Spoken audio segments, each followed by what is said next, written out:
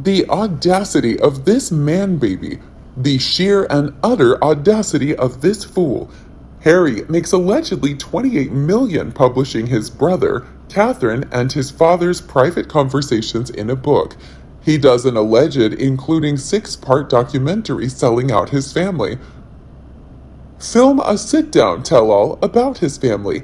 Films a televised therapy session, basically calling his childhood traumatic and bashing his father and grandparents, and does a whole media junket for his book, still spilling secrets and backpedaling on previous allegations, all the while claiming with his lying back straight that he loves his brother and father, all the while trashing them in said book. But he is mad at William because he settled out of court under the advisement of his solicitors in order to avoid the Truman Show, as the dimwit once claimed. He made it out to be like William settled for 10 to 50 million, while in actuality it was 1 million pounds. Now, forgetting NGN settled 22 other lawsuits in the same way, is he going to name Jude Law and Hugh Grant as well? Cameron Walker just confirmed that the settlement that William got from his lawsuit went to charity, all of it, not 5% like Archwell does 100% of it. He didn't pledge to donate, he fucking donated all of it.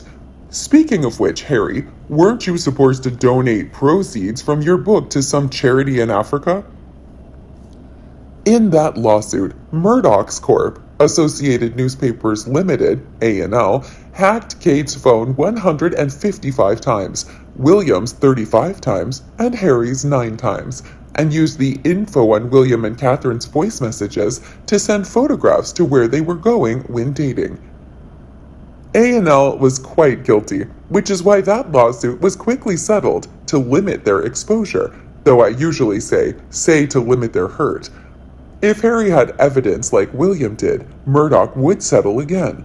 And yes, classy William paid the lawyers, probably generously, as one does to establish a strong relationship, and the opposite of money-focused, money-needy Harry.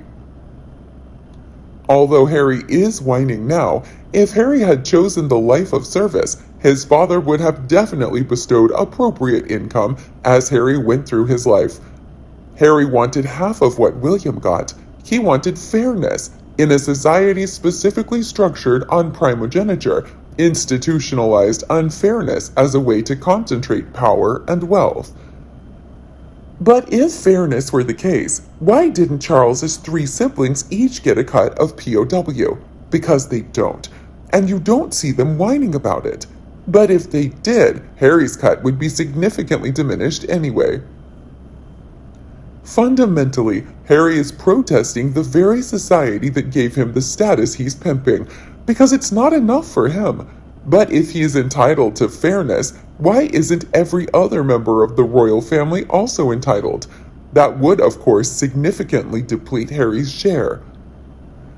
So Harry wants fairness for me, not for thee, with respect to all his first cousins. Harry wants all the privileges of being a male-line second son of the king, but he also wants to split the money with the first son. Oh, but he doesn't want everyone else to have a cut of Charles's largesse, because Harry just wants his cut. He doesn't want everyone else to get their cut. What's funny is that Harry has known all these things since he was a small child. He's always known that William has to be king, and skated on responsibilities because he doesn't have to be. But his mother never explained to him that responsibilities come with privileges, just as privileges come with responsibilities. And Harry does not get to choose one over the other. Sure, Harry got a more modern upbringing with ideas of fairness and equity, making sure the boys were treated equally in Mom's presence.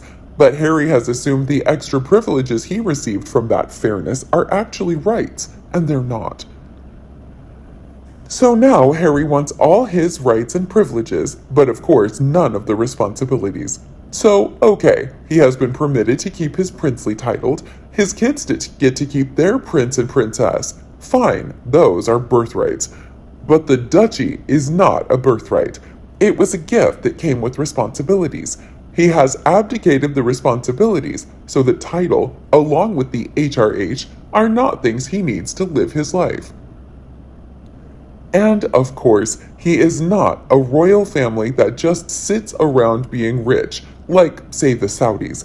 So, if he's not going to work in service of his father's realm, he doesn't need to be a duke. He can be a regular old asshole prince and nothing else. For example, Prince Michael of Kent, second son, no title, just a prince due to the male line grandson of a monarch. But at least Prince Michael of Kent does enough royal work to keep the use of his HRH. Prince Michael of Kent also gets grace and favor apartments, and he has always been treated well by Her Majesty the late Queen. Harry could have looked to that example to do some work, get some freebies, represent the crown, and don't be a dick. But Harry can't do that. He has to keep Meghan happy. Beware the Ides of March. All coming down to the wire, Harry and Meghan are seemingly playing a semantics legal wrangle game now. Meghan has not denied the letter leak, even though she had a perfect opportunity to do so. But, Your Honor, I never said. I did not personally deny. I did not personally hand over the letter. Semantics. Harry, we know, has done this before. Let's also not forget there are also more court cases and hearings coming up soon, in which Harry mentions the palace in media.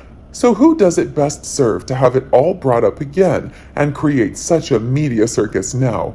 What is the ex-royal Meghan's current brand? Seemingly she's gone from royal to celebrity to influencer and now morphed into a pushcart carrier figure doll with strings attached of speculation, innuendo, and deniability, a corner store cheap magazine page filler. For some, it takes a lifetime to go from so high to so low. Congrats to Meghan for doing it in 4 short years. What is Harry's current brand? From royal to celebrity to influencer to dolly with strings attached of contradiction and deniability. Someone is going, or at least trying, to win something here, and it's not going to be Harry or Meghan and their brand, even though they have likely been told they are or will be protected. This, to my mind, not just Harry and Meghan's game strategy, someone else bigger or more invested is also involved, and has been from the beginning, prior to Harry and Meghan's meeting. Ambush or sit and wait predators capture their prey by stealth, patience, luring, or strategies such as an element of surprise, mimicry, camouflage, concealment, or traps.